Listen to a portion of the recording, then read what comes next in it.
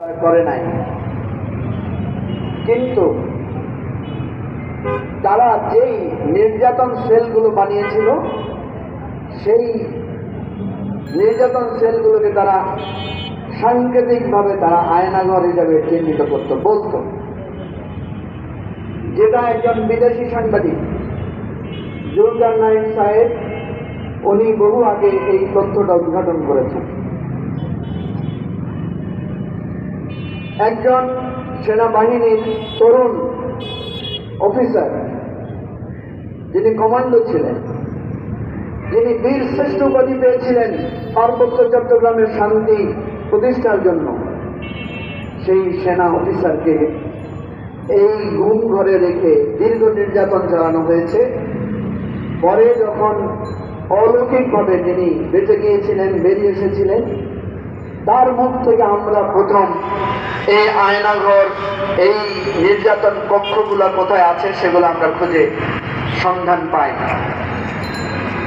সুতরাং আজকের এই যে গুম খুনের যে নির্যাতনের চিহ্ন জাতিসংঘের তদন্তে বেরিয়ে এসেছে, আজকে যে গুম খুনের আমাদের গুম কমিশন এবং আমাদের তদন্তকারী দলেরা খুঁজে বের করেছে, এখন আর কারো মুখে কোনো কথা নাই। তখনও তারা বলেছিল যে আয়নাঘর, এই গুম খুনের কাহিনী নাকি এগুলো আমরা নাকি বানিয়ে বানিয়ে বলছি। প্রিয় ভাই ও বন্ধুগণ, কালকে সারাটা দিন বাংলাদেশের মানুষ দেখেছে কি এক ভয়াবহ নির্যাতন কক্ষ তারা বানিয়েছে। আমাকে একজন তদন্তকারী অফিসার কিছু ছবি দেখিয়েছিলেন, যেখানে দেখা গেছে যে একটা ছোট্ট খোপের মতো ঘর, টয়লেট করার ব্যবস্থা নাই। আপনারা কালকে শুনেছেন আমাদের প্রধান উপদেষ্টা বলেছেন যে আইয়ামে জাহেলিয়াতের চাইতেও জঘন্য যে নির্যাতন কক্ষগুলো বানানো হয়েছে। কিসের জন্য? কেন এই নির্যাতন? কেন এভাবে মানুষের সাথে পশুত্বের মতো আচরণ? শুধুই ক্ষমতায় থাকার জন্য, শুধুই ক্ষমতাকে আঁকড়ে থাকার জন্য? যারা আমরা বিরোধী দলে ছিলাম, আমরা যারা সংগ্রাম করেছি ন্যায়ের পক্ষে, আমাদের কণ্ঠকে স্তব্ধ করে দেওয়ার জন্য? পৃথিবীর ইতিহাসে এরকম নির্যাতন, নিষ্পেষণ আগেও হয়েছে। মানুষকে জীবন্ত কবর দেওয়া হয়েছে, আগুনে নিক্ষেপ করে মানুষকে পোড়ানো হয়েছে, মানুষকে কেটে টুকরা টুকরা করে নদীতে ভাসিয়ে দেওয়া হয়েছে। কিন্তু মানুষের ন্যায়ের পক্ষে লড়াই সংগ্রাম কি কখনো বন্ধ হয়েছে?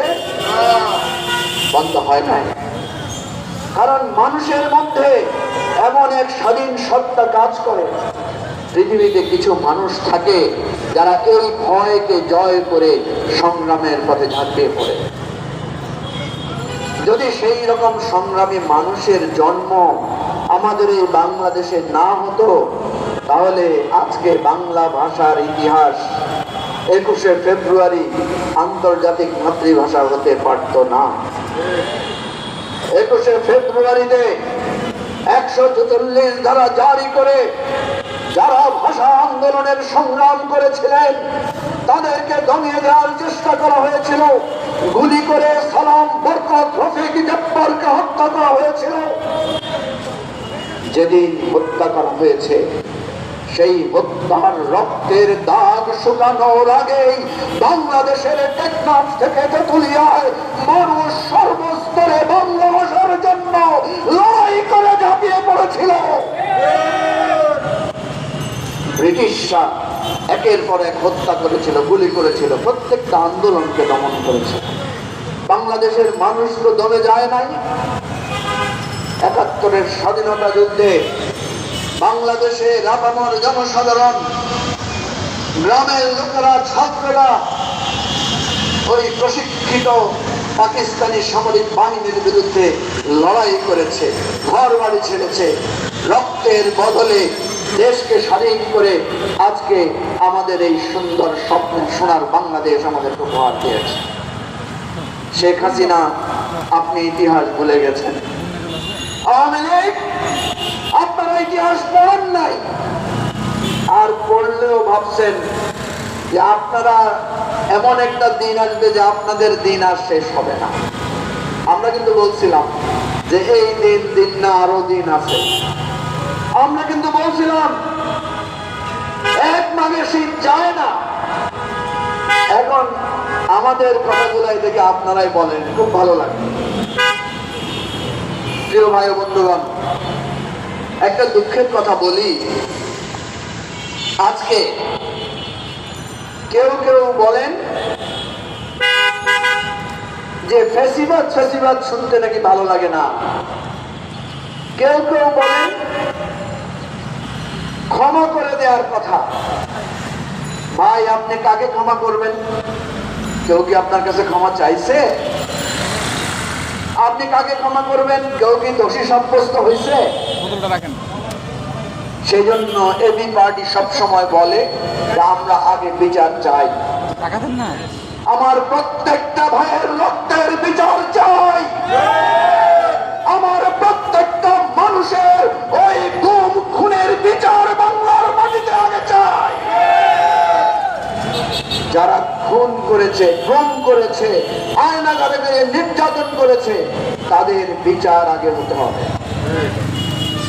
বিচারে যদি তারা শাস্তিপ্রাপ্ত হয়, তারপরে তারা যদি ক্ষমা চায়, তখন দেখা যাবে আমরা তাদেরকে, এই দেশবাসী তাদেরকে ক্ষমা করে কিনা।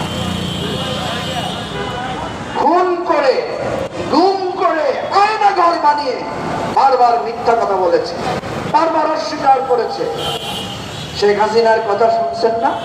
বলছে পুরাই মারা ফেলো তাদেরকে। শেখ হাসিনা বলছে গুলি করো, হেলিকপ্টার থেকে গুলি করো। কোথায় আজকে শেখ হাসিনা? কোথায় আপনার হেলিকপ্টার? কোথায় আপনার রেড? কোথায় আপনার জিয়া?